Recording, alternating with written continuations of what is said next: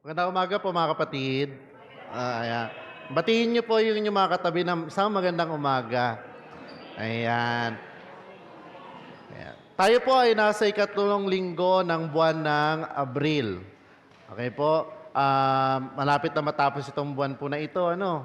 Um, pero patuloy pa rin po tayo sa ating pag-aaral. Ngayon po, bago po tayo magpatuloy, ay anyayahan ko po muna ang lahat na yumuko at tayo manalangin. Panginoon namin na makapangyarihan sa lahat, pinupuri ka namin, Panginoon, dahil sa iyong kadakilaan sa aming buhay at sa buhay ng bawat isa. Maraming salamat, Panginoon, sa iyong kapangyarihan na patuloy mo pinapamala sa amin, na kami, bawat isa sa amin ay nagigilalas dahil sa iyong pag-ibig, dahil sa iyong gabay at grasya, Panginoon. Patawarin mo kami, Panginoon, sa lahat ng aming mga pagkukulang, sa lahat ng aming mga pagsalansang, Panginoon, sa iyong mga kautusan. Linisin mo kami, Panginoon, sa lahat ng aming mga pagkukulang at pagkakasala. Naisip man namin, nasabi o nagawa, Panginoon, sadyaman o hindi, ito ay hindi nakakalugod sa iyo. Kaya kami, Panginoon, ay iyong patawarin. Kami, Panginoon, ay ituwirin upang kami, Panginoon, ay maging karapat-dapat sa iyong harapan at maging karapat-dapat kami sa lahat ng pagpapalang iyong ipagkakalob sa amin. Nagpapasalamat kami, Panginoon, sa lahat ng mga bagay na pinagkalob mo sa amin sa nagdaan ng mga araw, itong linggo na itong lumipas. Maraming salamat, Panginoon, sa kalakasan at buhay na patuloy mong ipinahihiram sa bawat isa. Maraming salamat din, Panginoon, sa lahat ng iyong mga pagpapala sa aming mga trabaho, sa aming mga tinatangkilik, Panginoon. Maraming salamat. Maraming salamat din, Panginoon, sa aming pamilya na ipinagkaloob mo sa amin. At tinutulungan mo ang bawat isa sa amin na masustain ang aming family, Panginoon, at ang aming mga pangangailangan. Dalangin po namin, Panginoon, itong araw na ito, itong oras na ito, Panginoon, na kami ay nananambahan sa iyo. Maging kalugod-lugod nawa ito sa iyong harapan, sa iyong Panginoon. Ganyan din, Panginoon, dalangin din po namin ng iyong anak na itatayo sa aming harapan, ang aming Pastor Ted Ribo, na siyang iyong mensahero, ang tagapaghatid ng iyong mensahe sa bawat isa. Nawa sa pakikinig namin ng iyong banal na salita ay hindi lamang kami mahamon, kundi mabago nito ang aming buhay, ang aming pananaw bilang iyong mga anak. At sa gayon ay amin po itong maipakita, magawa, hindi lamang sa kapwa ng mga kapatid sa pananampalataya, kundi lalong higit sa mga tao na nangangailangan ng pag-ibig, pagkalingan ng Panginoon. Gamitin mo kami, Panginoon, bilang iyong instrumento upang marami pa pong mga tao ang makakilala sa iyo. Ganyan din, Panginoon, dalangin po namin ang aming mga gawain sa iglesia po na ito. Ikaw po ang maitaas, ikaw po ang makita ng bawat isa ng mga tao at makakilala rin po sila sa iyo. Ito po ang aming samot dalangin sa iyo sa matamis na pangalan ng aming Panginoon at pagligtas sa si Jesus. Amen. Amen. Okay po. Dito naman po tayo sa mga announcements natin. So, gaya nga po ng aking nabanggit, tayo ay patuloy pa rin sa pag-aaral ng mga aralin na kinuha natin sa aklat ng mga awit. Tatapusin po natin yan hanggang next week po, no? And then by May, ang ating pong message series ay magmumula naman doon sa mga kawikaan o Book of Proverbs. So marami rin po dito marami po talaga tayong matututunan, okay po? At marami po tayong mga maaari maging ma-discover pa, ano po? Ang Bible po talaga compared doon sa ibang mga book, hindi siya na obsolete. Kasi po, pag sinabing obsolete ang isang libro, pag na-reach niya na yung 10 years or 15 years na, obsolete na yan. Kailangan bago na siya. Kahit sa mga research studies, hindi pwedeng susobra sa 10 years. Pero ang Bible, kahit sobrang tagal na niya, hindi siya obsolete. Bakit? Kasi yung mga itinuturo niya, yung mga binabanggit niya tungkol dun sa mga references sa Bible, ay tunay at totoo kahit sa makabagong panahon. Kung babasahin po natin yung naka-insert po dito sa ating program, sa title pa lang nakalagay A New View of Change. Dapat basahin po natin ito, mga kapatid. At itong ating mga programs, ipiniprint po ito Ito ay hindi para iwanan ulit sa ating mga bangko o mga pews. Ito po ay bitbitin natin pa uwi. Kasi nariyan po yung iba, mga prayer request natin, mga announcements, at kung ano-ano pa po. So kung babasahin po natin dito, a new view of change. Hindi naman po lahat ng pagbabago ay sabihin natin, agad-agad makikita natin yung good results. Ano po? Pero alam naman natin ng Panginoon paano siya nag-work, paano siya nagtatrabaho. Hindi natin nakikita agad, pero sa dulo pala nun, nandun yung, katulad nga ng ating theme sa ating camp. Finish the race. Tapusin mo muna. And then you will see, you'll discover the treasures that awaits you after you finish the race. After you finish your race. Ano po? Sa buwan po na ito ng Abril, ang sa susunod na linggo, ang ating taga-preside ay ang ating predikador, Siegfried Arman Santos po. Paalala po ulit yung ating worship schedules, 9 a.m. prayer time, 9:20 a.m. Sunday school, and 10 o'clock we worship po. Ano po? Pinapaalala po natin ulit sa lahat na huwag po natin kalimutang dalhin yung ating Bibles. Ano po? Sino po may mga Bible dito? Taas ang kamay. Kahit yung Bible. Ayan, okay po. Salamat po, Dalhin po natin yung Bible. Sabi nga ni Chairman, hindi yung cellphone. Okay? So, Bible po. At binabati rin po natin ang nag-iisang nagdiwang ng karawan niya ngayong linggo. Batiin po natin si Ate Ninita Cruz ng Maligayang Kaarawan. Nabanggit ko na po kanina yung ating camp. Po. So, patuloy po nating pinapanalangin itong ating gawain na ito na nakaschedule sa May 24, 26, ngayong taon po na ito. Ang ating pong tema ay Run the Race. Okay po? Bawat isa sa atin ay merong karera na tatahakin sa pananampalatayan natin sa Panginoon. So ang key verse natin ay matatagpuan sa 1 Corinthians 9, verses 23 to 27. At ang ating camp director ay walang iba kundi si Predicador Siegfried Arman po. Ang ating pong camp fee ay nagkakalaga na 3,500 per person, pero nakano naman po yan, meron pong bahagdan po yan, percentage, 150%, 125%, 100%, 75%, or 50%. Kung meron man po na hindi kayang i-hit yung kahit yung 50%, makipag-ugnayan lang po tayo kay Jojo o kaya kay Chairman po para po ma-arrange po natin. Okay po? Mga dapat dalhin, huwag po natin kakalimutan to, Biblia, katulad na sinasabi natin, Bible, yung writing implements, yung papel at ballpen, personal hygiene kit, Sunday clothes, sportswear, and your pocket money. Ano po? Baka may gusto kayong bilhin. Bilhin niyo po doon. Ang ating lecture topics, ito po yung 1 to 4, nabanggit po ito kanina ni Chairman. Yung the need for self-discipline, self-discipline po ito, self-discipline, importance of staying focused, living a purposeful life, and pursuing a life of witness to Christ. So, ang ating layunin, pagkatapos ng ating camp, ay makita ito sa atin, ma-develop po ito sa atin. Sabi nga ni Pablo, di ba? Kayo ay mga bagong nilalang. Pagdabas natin ng camp, bagong nilalang na po tayo ulit. Ano po? So, ang ating confirmed attendees ay nasa 70 na po, as of April 14. Naniniwala po tayo na ito ay madadagdagan pa. Ang target po ay nasa 90 po ata. Baka mag-exceed pa po tayo. And then sa ating camp ay magdaraos din po tayo ng water baptism. Ito, interested ako dito Para sa mga dadalo na nais maranasan ang kahalagahan nito sa kanilang buhay spiritual. So, ano raw po ang mga nito? Pinapakita. It symbolizes the need for our sin to be washed away. Publicly, pinapakita po natin a declaration that we follow Christ. Number 3, public confession of our faith in Jesus Christ. And it's a willful act of obedience and submission to Christ. So ito po yung ating pinapakita kapag nag-undergo tayo ng water baptism.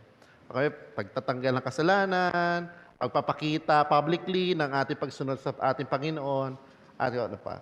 Dito naman po sa ating financial report, ang April 14 po ito, ang pumasok po ay 32,860. Ang lumabas naman po ay nasa 33,470. Okay po.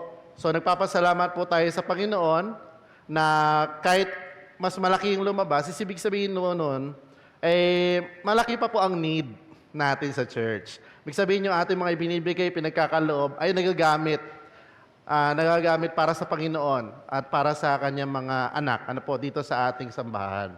Kaya wag po tayo magsasawa na tangkilikin ang mga gawain ng ating iglesia, lalo na yung pagbibigay, kasi yan po yung nagagamit din natin sa pagtulong sa iba at sa iba pa natin mga proyekto at gawain para sa ating Panginoon. So ito po yun, pinapakita lang po dito, hinahamon tayo ng Panginoon. Nagbigay tayo, kaso nag-short, pero na-surpass nalagpasan natin. So how much more kung dagdagan pa natin? Di ba po? So mga paalala po, ngayon, uso yung mga sakit na paugnay ng init ng panahon.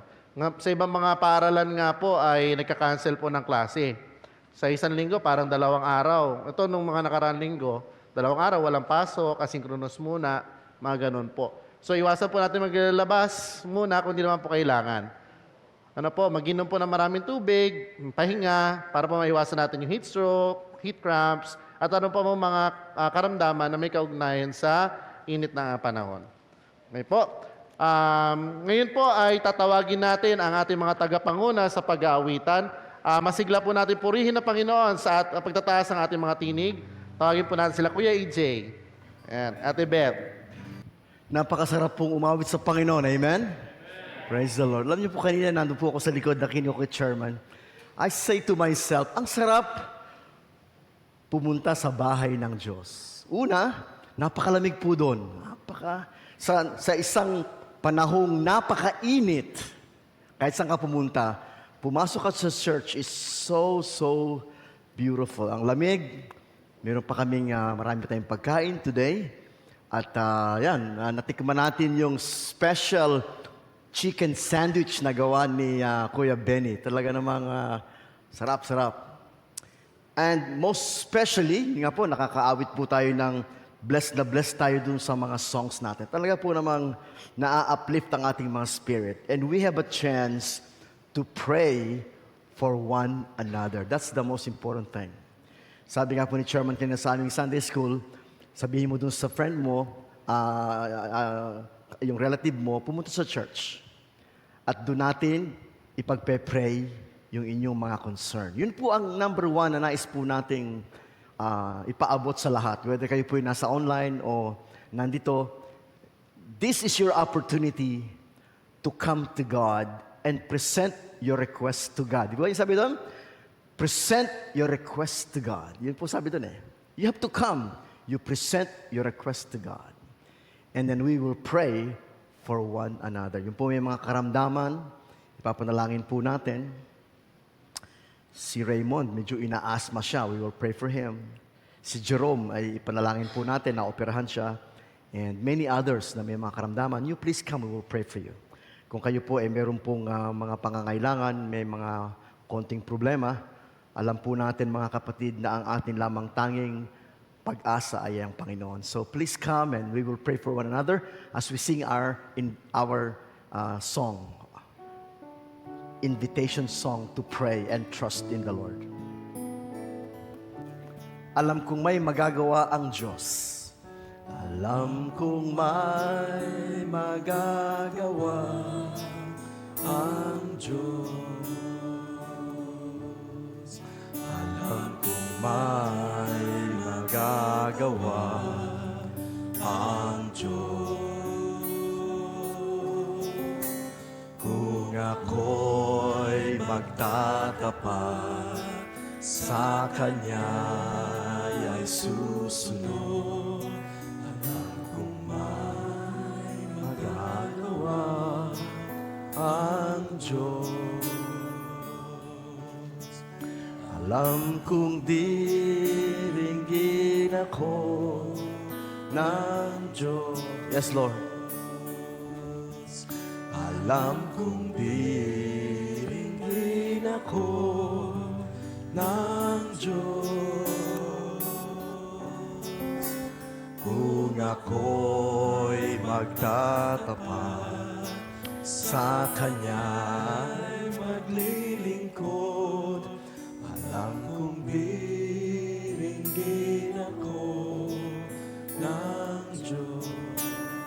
Let's all come and pray to the Lord with all our hearts this morning. We will pray for one another. Ang sabi po ng Panginoon, call unto me, and I will answer you, and show you great and mighty things that you know not. Jeremiah 33:3. Tayo po'y lalapit sa harapan at tayo po'y magtitiwala. Panginoon, this is my needs. I present them to you. I trust you with all of my hearts. Your promises will never fail. Panginoon, salamat po sa pagkakataon na kami po ay mag-church today. The most beautiful place to be in the whole earth is to be in the house of the Lord. Sabi nga po ni King David, I was glad when they told me, let us come to the house of the Lord. Salamat po, Panginoon. In the house of the Lord, we find peace. In the house of the Lord, we find comfort. In the house of the Lord, we find strength. In the house of the Lord, we find love. In the house of the Lord, we found your power. And so today, Panginoon, nais po namin ilapit sa iyo ang bawat isa namin mga kapatid here in Marikina and all over the world through our FB live streaming, because there is no distance with God, because God is only a prayer away. And so we're praying for one another to all the corners of the earth, because our God is a powerful God, loving and full of compassion. Ngayon po umaga, Panginoon, tanggapin mo po ang pasasalamat ng aming mga kapatid na nagdaos ng kanilang kaarawan, namin pong Sister Nenita Cruz. Salamat po, Panginoon, na pinagkaloob mo siya ng another year, another blessing to her life. Magpalay mo siya at ang kanyang buong sambahayan, Panginoon. Ang lahat ng mga nagdaos ng kanilang mga anniversary, Father, we pray that may you bless them abundantly and give them many more years together. Dalangin po namin mga kapatid namin na nagsa-celebrate ng mga special occasions in their lives, special memories in their lives, that God, may they always remember the goodness of God and offer thanksgiving and praise to you. Panginoon, sama-sama po kaming lumalapit sa iyo this morning. Itinataas po namin sa iyo mga kapatid na may mga karamdaman, sapagkat kami nagtitiwala sa iyong mga pangako. I am the God that heals you. I am Jehovah Rapha, the God that heals you. And so, Father, today, tinataas po namin si Jerome na naoperahan just lately. Dalangin po namin ang kanyang kalakasan, ang kanyang kagalingan, at dalangin namin ang pagpaprovide mo sa lahat ng kanilang pangangailangan. Salamat po, Panginoon, na yung nililingap ang mga anak at mga apo ni Ka Jesse. Ka Jesse, Lord God, is in your kingdom forever. He's in the joyful presence of God. But his wife is still here, and his children and his grandchildren. And we know that you are a faithful God from generation to generation to generation. You are the God of Abraham. You're the God of Isaac. You're the God of Jacob. You're the God of all of us. And so we know we can trust that you will take care of Jerome and all his children.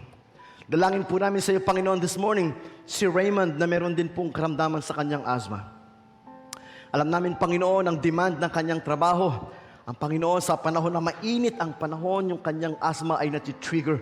And so we pray, Father God, that you, in the name of Jesus, heal him completely so that he can serve you with strength and with joy.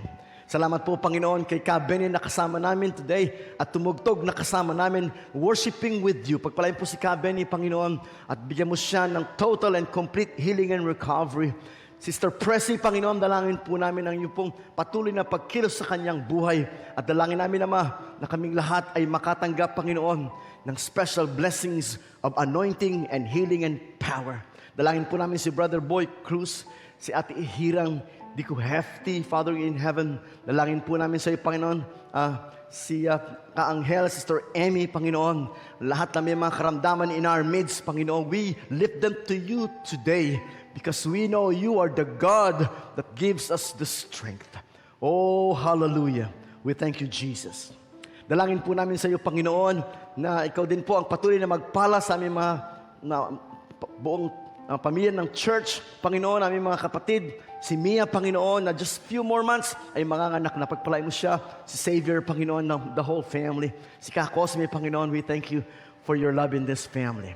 And all of us, Father in heaven today, dalangin po namin nang lumapit sa harapan, Panginoon, mga kapatid namin na may mga pangangailangan. Panginoon, sapagkat kami nagtitiwala sa iyong pangako that you will supply all of our needs. And here today, they present it to you. Yung may mga pangangailangan, Panginoon, sa kanilang trabaho, yung may mga pangangailangan sa kanilang mga negosyo, yung may mga pangangailangan sa kanilang mga tahanan, Panginoon, sa kanilang mga anak. God, we present to you our requests. We present to you our needs because you are able to do more than we can ask or imagine. Oh God, patuloy ka pong maghari sa tahanan ng bawat isa sa amin. We pray to you, Father, for our camp. Just few more weeks. In fact, Father in heaven, it's just maybe 2-3 weeks to go before the camp. At dalangin po namin, Ama, nabigyan mo kami ng strong desire, Panginoon, to be a part of this very important event in the life of our church. Not only to celebrate our anniversary, but to celebrate, Father God, your goodness for more than 30 years. Pagpalain po ang aming pong camp director, pang aming pong chairman, ang lahat po na aming mga manggagawa, ang aming mga kapatiran, ang aming mga anak, ang aming mga apo.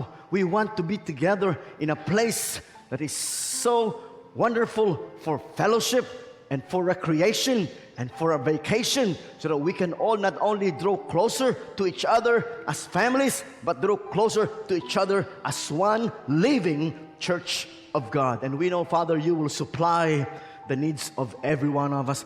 For the last more than 30 years, not even a single year na kami pinagkulang mo, Panginoon. And so we know that this year will be no exception, and this year will even be greater, because God, we will see more of your power. We will see more baptism. We will see more transformation in the life of all our children and grandchildren. So God, salamat po sa pagkakataon na ngayong umaga ay maipresent namin sa iyo ang lahat ng aming pong mga hinaing at pangangailangan. Kung mayroon man, Panginoon, mga unspoken prayer requests presented here today ng aming mga kapatid na nakatayo sa iyong harapan, God, hear from heaven. God, with compassion and with power, supply, bless, and provide for all of us. We thank you, we love you, we glorify you. In Jesus' name, everybody say, Amen, Amen. God bless you all.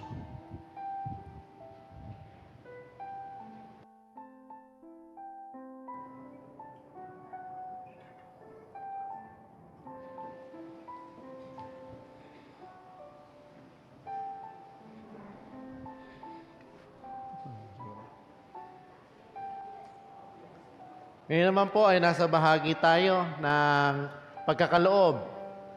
Dito ay sinusukat ng Panginoon ang ating pag-ibig sa Kanya, no? Kaya kung how much we love God in fulfilling our commitment, no? Naibigay yung what is due to Him.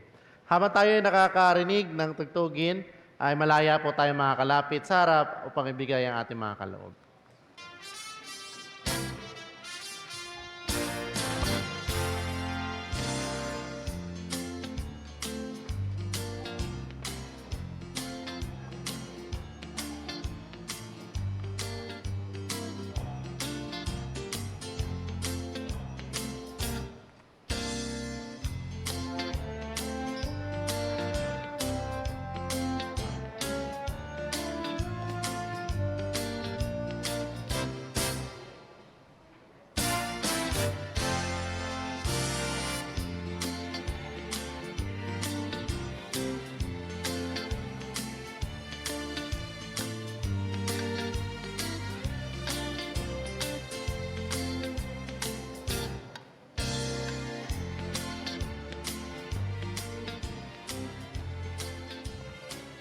Tayo po ay saglit na manalangin. Panginoon namin na makapangyarihan sa lahat, nagpapasalamat kami sa bawat isa na nagkaloob at nag-fulfill ang kanilang commitment po sa iyo. Pagpalayan mo sila, gaya ng iyong sinabi sa iyong kasulatan, Panginoon, na siksikliglig at umaapaw pa ang pagkakaloob mo sa kanila upang sila ay patuloy pa sa kanilang pagtangkilik sa mga gawain ng iyong simbahan. Ito po ang aming dalangin sa pangalan ni Jesus. Amen. Ngayon po ay tawagin po natin si Kuya EJ para sa kanyang solo number. Amen. Parang ano yun parang Matt Monroe. Ang galing, praise the Lord. Salamat EJ for those giftedness. Alam niyo po si EJ, gifted talaga siya. But more importantly, ininvest niya yung kanyang gift sa gawain ng Panginoon. So beautiful. Thank you. Thank you EJ. Praise the Lord. Kung nandiyan po si Rick Rick, gifted din po yon. Iniintay ko lang si Joyce kung kailan kakanta. Yan. Kasi po si Mami kumakanta, no? Sister Jojo kumakanta siya. Si Joyce lang iniintay ko. Thank you po sa ating lahat. Ang ating pong topic this morning ay pinamagatan po nating My Psalm of Victory. My Psalm of Victory. At ang ating pong text ay makikita natin sa Psalm 118. Atin pong babasahin mula po verses 14 to 21. Samahan niyo po ako sa pagbasa sa New Living Translation. Psalm 118 verses 14 to 21. Ito po ang mga salita ng Panginoon. The Lord is my strength and my song. He has given me victory. Songs of joy and victory are sung in the camp of the godly. The strong right arm of the Lord has done glorious things. Inulit po niya, the strong right arm of the Lord raised in triumph. The strong right hand of the Lord has done glorious things. Ito po yung life verse ni Mrs. Sisip. I will not die, but I will live. Yan. Lagi po namin pinagkukwentuhan yan ni Mrs. Santos I will not die, instead I will live to tell what the Lord has done. The Lord has punished me severely, but He did not let me die. Verse 19. Open for me the gates where the righteous enter, and I will go in and thank the Lord. These gates lead to the presence of the Lord, and the godly enter there. I thank you for answering my prayers and giving me victory. May the Lord bless the reading of His holy word. Please bow your head and join me in a word of prayer. Oh, Father, we thank you for all the inspirations we have been getting from the book of Psalms for the last 2 months. And we're so thankful to you that you have packed the book of Psalms with so much inspiration and encouragement and joy to learn. And we pray, Father, that the psalm that we have today will inspire us to victory because you are the God of victory. We pray this in Jesus' name. Amen and amen. Kung kayo po ay aware sa mga balita, ito pong lately in the last few weeks, alam niyo po na ang Israel ay humaharap sa napakaraming mga hamon. 6 months ago, sila po ay inatake ng Hamas na nasa Gaza at more than 1,200 Israeli civilians were slaughtered by Hamas. And more than almost 300 were taken hostage in Gaza. So for more than 6 months, they've been fighting a war with Hamas. But Hamas is not alone. Sapagkat ano po, ang Hamas ay kasama sa tinatawag na Axis of Resistance led by Iran. Kasama po dyan yung Houthi sa Yemen. Kasama po dyan yung mga Hezbollah sa Lebanon. At kasama din po dyan yung Syria and Iraq. Paminsan-minsan nababanggit ang Oman. Sister Beth. Paminsan-minsan lang naman. Qatar. Yan. Kung kayo titingin sa mapa, there is a very small strip of land near the Mediterranean. Siya po'y surrounded ng lahat ng mga Arab Muslim nation. And they don't like Israel. But Israel has always been protected by God. Ever since na sila po ay na-establish in 1948, napakarami na pong war against Israel trying to crush them. Sabay-sabay po silang umaatake. Egypt, Jordan, Syria, sabay-sabay. And yet God has protected Israel. And lately, sila po ay inatake ng Iran. Straight from Iran. Sabay-sabay. From Yemen, from Syria, from Lebanon. Sabay-sabay. More than 300 mga ballistic missiles, cruise missiles, and drones. Sabay-sabay.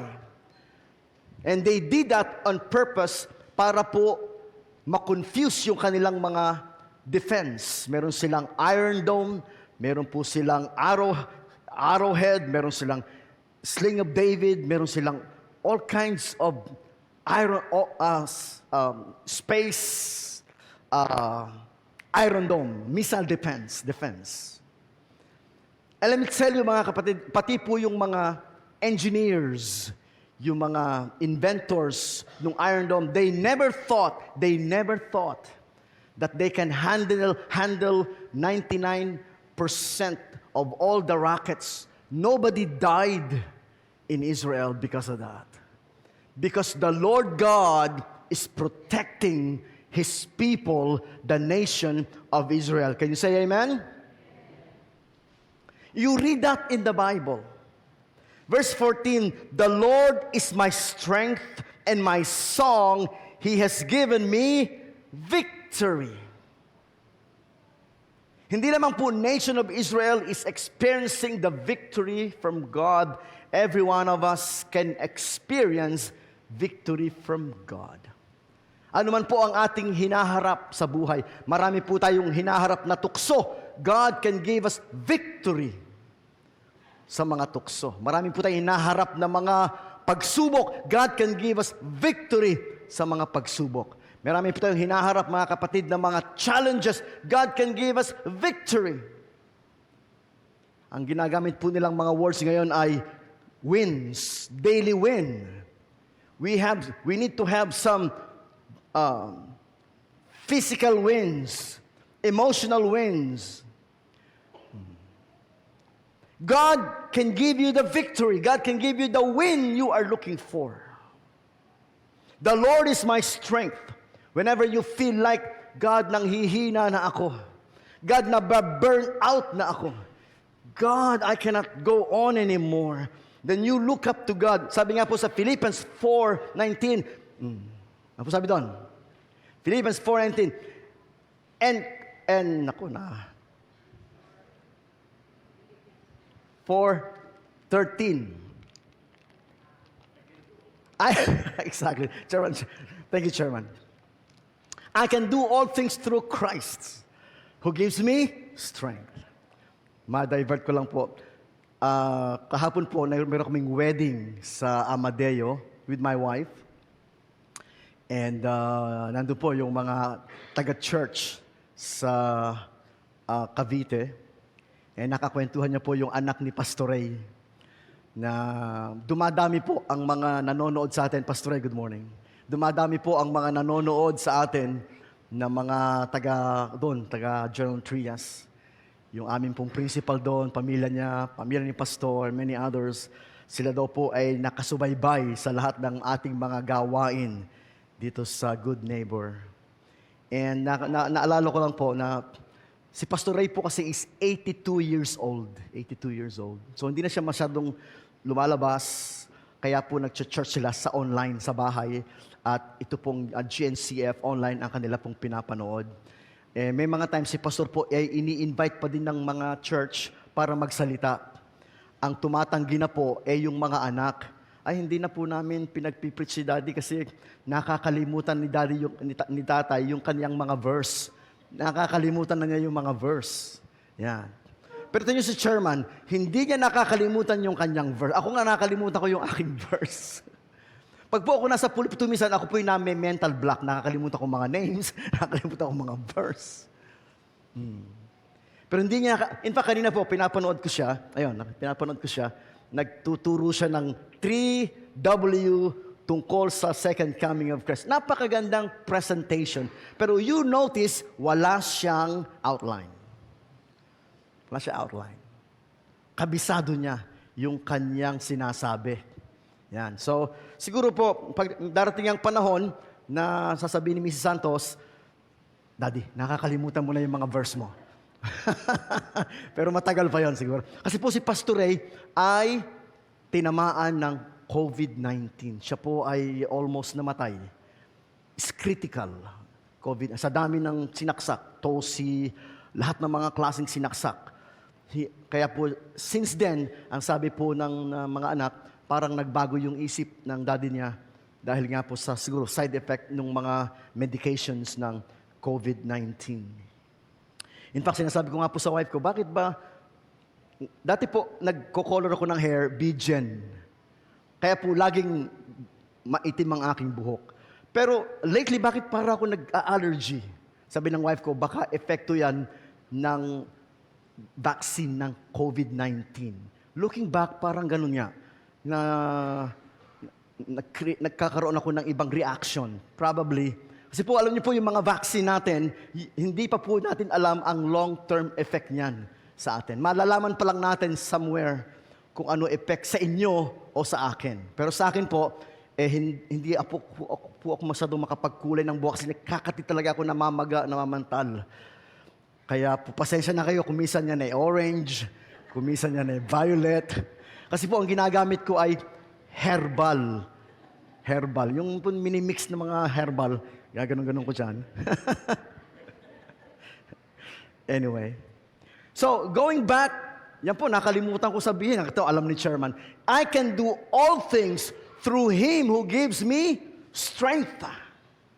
Mga kapatid, when you feel you're so weak and you cannot go on, you look up to God because God will give you the strength. Verse 15, songs of joy and victory are sung in the camp of the godly. Gusto ko po lahat ng song natin today. Salamat, salamat. Pakasiglang song, nakaka-bless. Mahal na mahal kita, Panginoon, and the goodness of God. Kung hindi na po tayo mag-sermon, yun lang ang ginawa natin. Mga kapatid, uuwi kayo na bless na bless. In fact, alam niyo po yung atin pong ginagawa sa simbahan. Number one is to remind us of the promises of God. Kaya po yung ating Sunday school. Iba po sa inyo, sabihin niyo, alam ko na yan, Chairman. Pero kahit alam mo na yan, magandang ma-remind ka. Magandang ma-remind ka. Magandang ma-inspire ka. Magandang, makita mo, ito pala ang dapat nating tingnan. Watch, wait, and work while waiting for the return of Jesus Christ. I sit there and I absorb everything. I sit there and I learn everything. I am reminded of the promises of God. Yun po, mga kapatid, ang dapat maging attitude natin when we go to church. God is reminding you of His words. God is empowering His words in your heart, inspiring you with His words. Kaya po, sabihin nyo, hindi, narinig ko na yan. No, it's better to be reminded. It's better to meditate.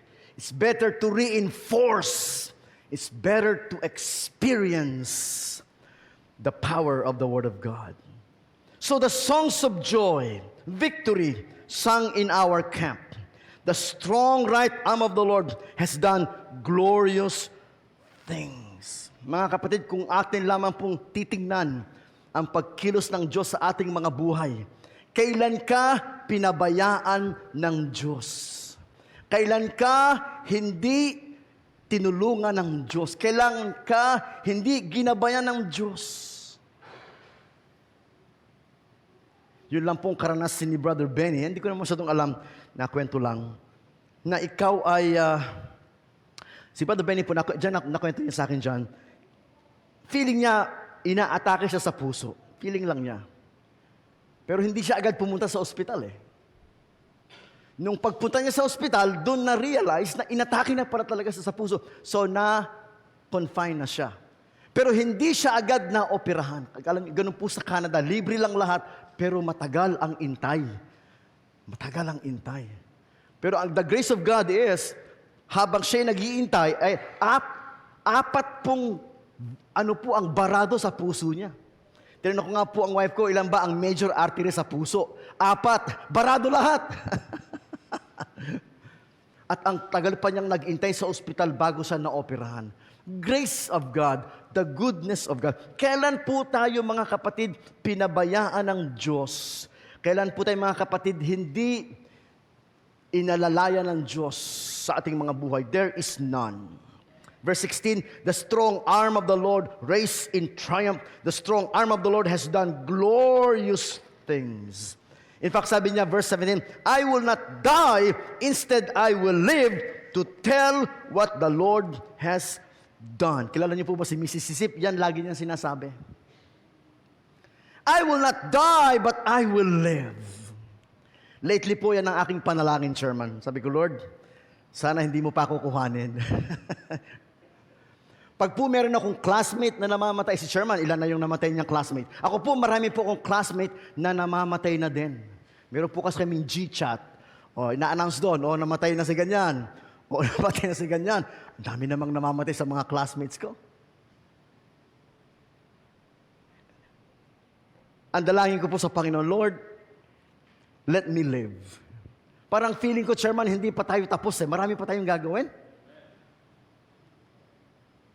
Hindi, ready po tayo pero hindi tayo nagmamadali. Taas nga po kamay ng ready na. Taas po kami ng nagmamadali. O, wala naman nagmamadali sa atin eh. Hindi naman po kailangan magmadali. Marami pa tayong gagawin. Sa panahon po ngayon na napakarami mga deception, napakarami po ngayong mga kung ano-anong kaguluhan, marami po tayong gagawin sa Panginoon. Kanina nga po, iniisip-isip ko lang, napunta po ako dito 1994. Ilan taon yun, ma'am? 1994, 2024 ngayon eh. 94. Ha?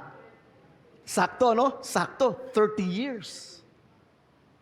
I have invested 30 years of my life here at Good Neighbor Christian Fellowship.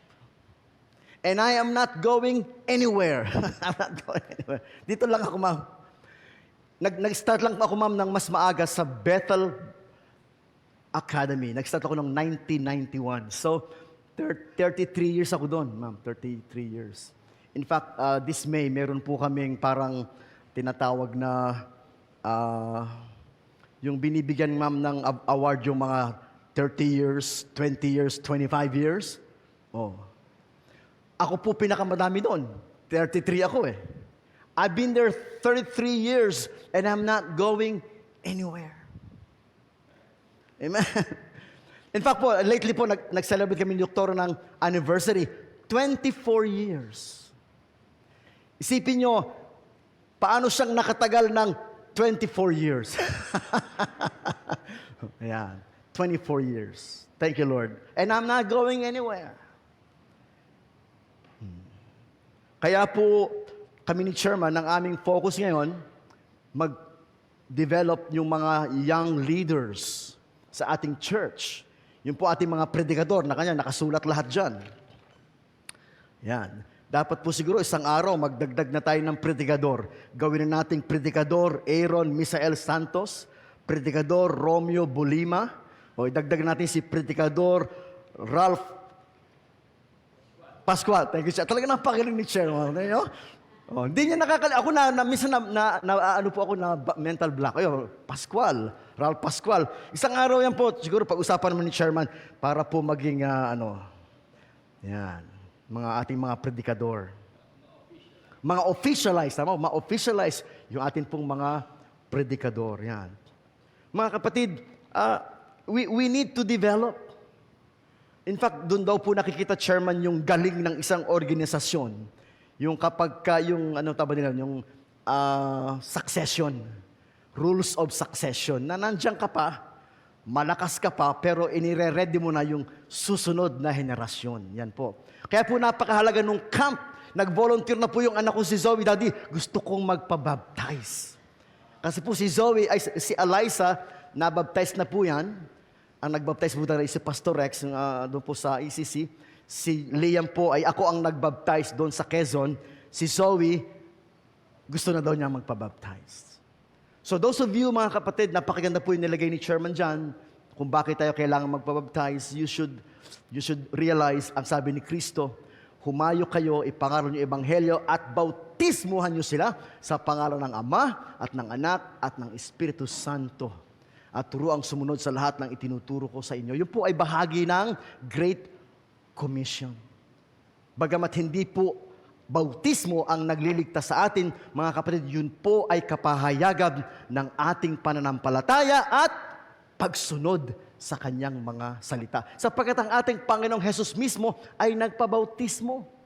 In fact, ang sabi po ni Juan, hindi kita babautismuhan, ako nga dapat bautismuhan mo. Pero ang sabi ni Kristo, gawin natin ito ayon sa katwiran ng Diyos. So yun ang katwiran ng Diyos, yung siya'y mabautismuhan. At tayo rin po, yun ang katwiran ng Diyos na tayo ay mabautismuhan sa pangalan ng Ama at ng Anak at ng Espiritu Santo. There's no reason why we will not do that. Because if you believe in the Lord, if you love the Lord, you do what the Bible says in the Great Commission. We'll do that sa camp. Ang dalangin po natin, I will not die, but live. To what?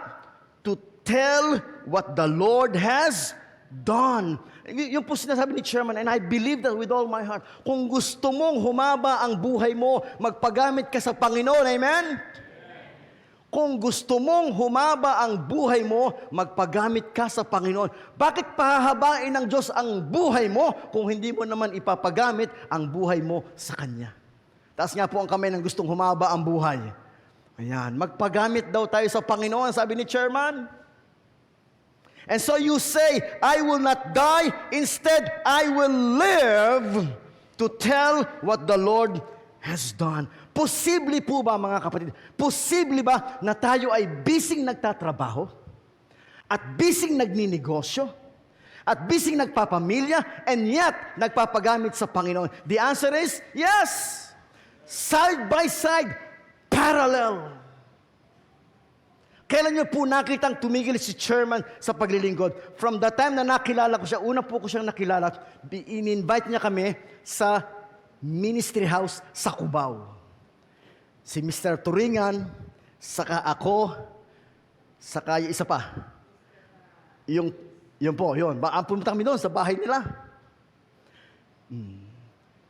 From then until now, nakita niyo po ba na nagpabaya siya sa gawain kasi nagtatrabaho siya? Nagpabaya siya sa gawain kasi meron siyang company? Nagpabaya siya sa trabaho dahil nagpapalaki siya ng anak? No, you do that parallel. Hindi mo pinababayaan ang pamilya, pero hindi mo pinababayaan ang Panginoon. Is He successful in doing that? The answer is yes.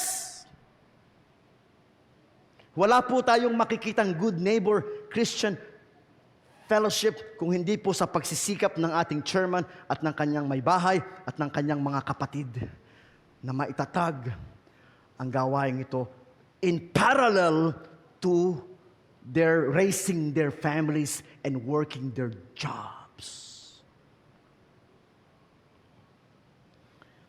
And ako po, natutuwa ako sa Panginoon. I have a job. But then again, parallel, nandun din yung ministry. Hindi pwedeng isacrifice eh. Pwede naman pong balansehin. Hindi mo isasacrifice yung church. Hindi mo isasacrifice yung family. Bagamat many times, meron po tayong pagkukulang. Verse 18. The Lord has punished me severely, but He did not let me die. Alam niyo po, hindi po maiiwasan yung tayo nagkakamali. Nagpapasalamat po ako kay Mrs. Santos kasi po very open siya sa akin, very open ako sa kanya. Pag meron siyang napapansin, natawagin niya ako, Pastor, saglit. Saglit.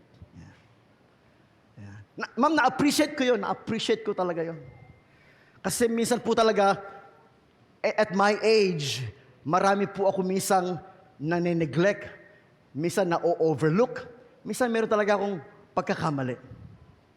In fact, my wife is with me. And sometimes, pagkatapos ko mag-preach, nasa kotse pa lang kami, sinabi niya, bakit sinabi mo yun? Bakit sinabi mo yun? Bakit sinabi mo yun? Yan. Makikinig na lang ako, makikinig. O baka mamaya, siya naman na mag-sermon. Pagkatapos ko mag-sermon, siya naman na mag-sermon ng mahaba. So makikinig na lang ako. And I think what she's saying is good. What she's saying is good. Ganun po talaga. Minsan nagkakamali. Pasensya na po pag nagkakamali. Yan. Sometimes, pag nagkakamali tayo, tinutuwid tayo ng Diyos. Dinidisiplina tayo ng Diyos. Tinuturuan tayo ng Diyos. Kaya sabi niya, verse 18, the Lord has punished me. Kasama po yung minsan yung punishment. Pag hindi tayo nakikinig sa Panginoon, pag hindi tayo sumusunod sa Panginoon, actually, ito'y gawa ni Solomon, sabi niya, the Lord has punished me, but He did not let me die. Diba? Napakasarap nun. Hindi naman niya tayo pababayaan. He will not let you die. He's just punishing you. Kasi nga, minsan, hindi ka nakikinig. Sabihin niyo po sa katabi niyo, hindi ka nakikinig. Ayan, minsan hindi ka nakikinig eh. Kaya ka minsan pinaparusahan ng Diyos, hindi ka nakikinig. Ayan. Pero He will not let you suffer. He will not let you die. Gusto ka lang niyang makinig. In fact, verse 19, open for me the gates where the righteous enter. Panalangin niya sa Panginoon, God, open for me the gates where the righteous enter, and I will go in and thank the Lord. Verse 20, these gates lead to the presence of the Lord. Those gates, you open the gates, you come to the presence of the Lord. Verse 21, thank you for answering my prayers. Taas nga po ang kamay ng meron ng mga answered prayers. Taas po kamay, yan. The Lord is good, di po ba? He answer our prayers. Yun lang po mga kapatid is enough reason for you to come and give thanks to the Lord. Count your blessings, name them one by one. Count your blessings, see what God has done. Count your blessings, name them one by one. Count your many blessings, see what God has done. God has answered your prayers, and God is giving you victory.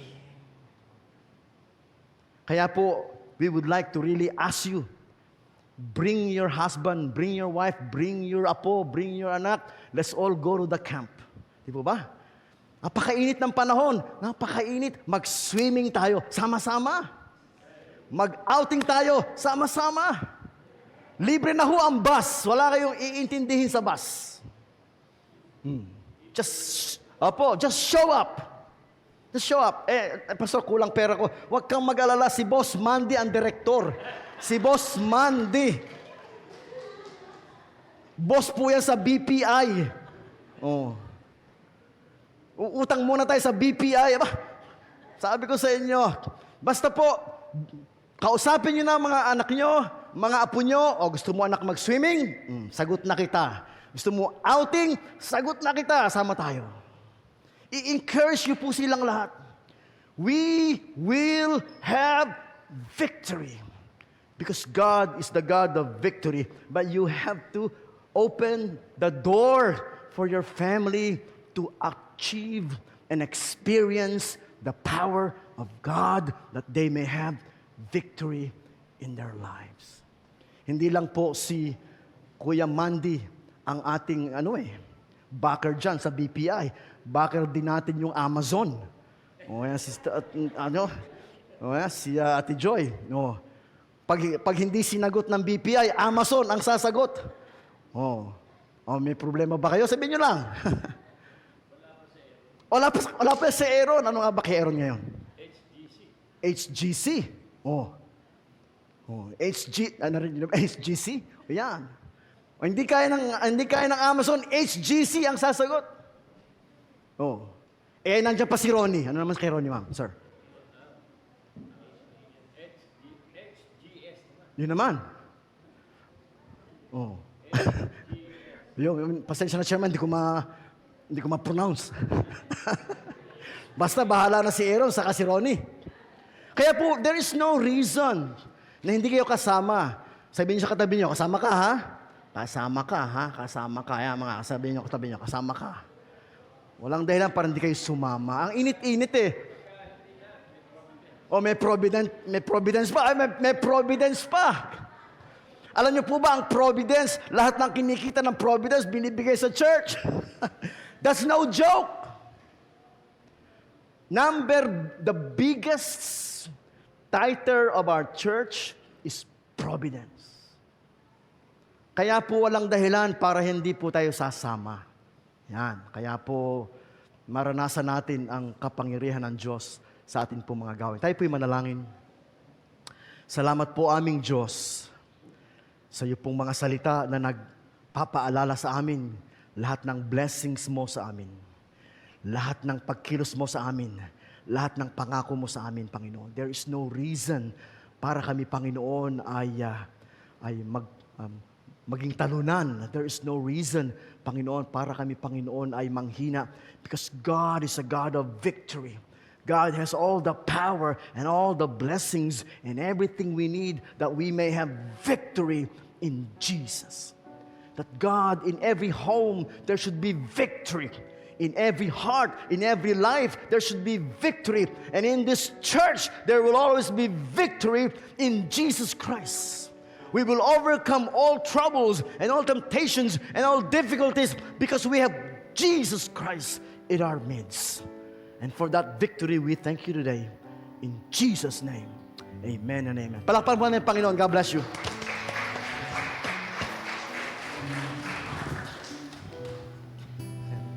Thank you po, Pastor, sa pagpapaalala sa ating lahat. Ano po?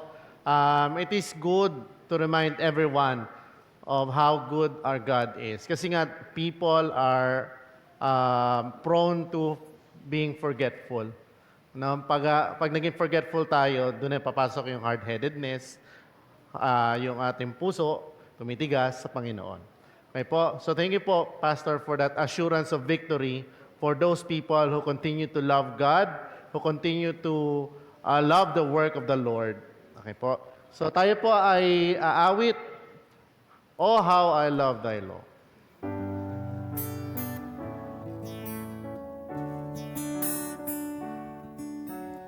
Oh, how I love thy law. It is my meditation all of the day. Filling my mind and heart with its light, I will know the way.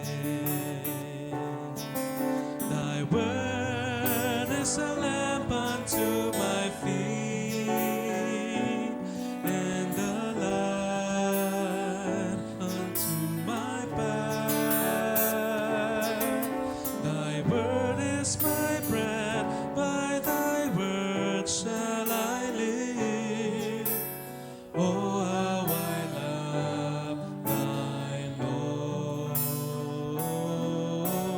Oh, how I love thy law.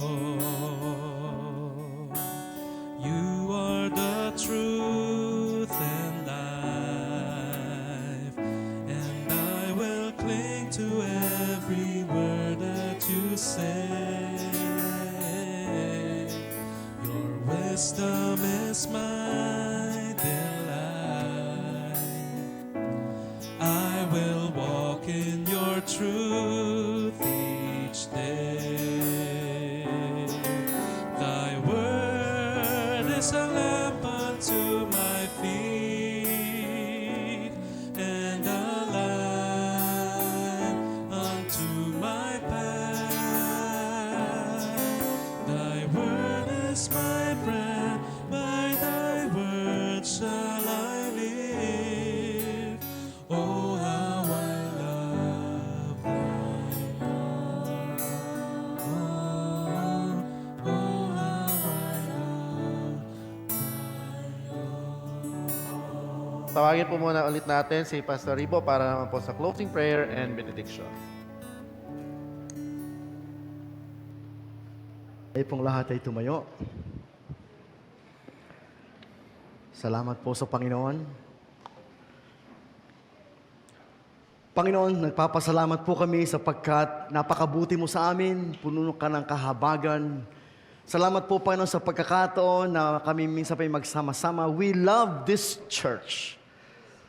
God, we thank you for the loving people of this church. Thank you, Lord God, that in this church we have wonderful fellowship, we had food, we have all kinds of help and assistance to one another, and above all, Father God, in this church, we serve you in one accord. And so continue, Lord God, to remember all of the leaders of this church and all of the members of this church and all of the friends of this church all over the world, that God, may you continue to use GNCF for your wonderful, wonderful work, not only here in Marikina, but in many parts of the world. Salamat po sa lahat ng mga anak mo that they have invested their lives into this ministry. God, patuloy mo po silang gamitin na pag-uwi po namin ngayong umaga, hayaan mo pong dala namin ang kaluwalhatian ng Diyos sa aming mga puso, sa aming mga mukha, sa aming mga buhay, that they may see the reflection of Jesus in us wherever we go today. You take good care of us the whole week. Panginoon, samahan mo kami sa aming mga school, sa aming mga trabaho, sa aming mga negosyo. Samahan mo kami, Panginoon. Ingatan mo kami at lagi mo kaming gagamitin na maging daluyan ng iyong mga pagpapala. O pagpalain ka nawa ng Panginoon at ingatan ka. Kahabagan ka nawa ng Panginoon at subaybayan ka. Lingapin ka nawa ng Panginoon at bigyan ka ng kapayapaan ngayon hanggang sa buhay na walang hanggan. Sa pangalan ng Ama at ng Anak at ng Espiritu Santo, tayo pong natin magsabi ng Amen. Amen. Amen. Praise the Lord. Ngayon naman po ay sabay-sabay po nating banggitin ang ating commitment verse.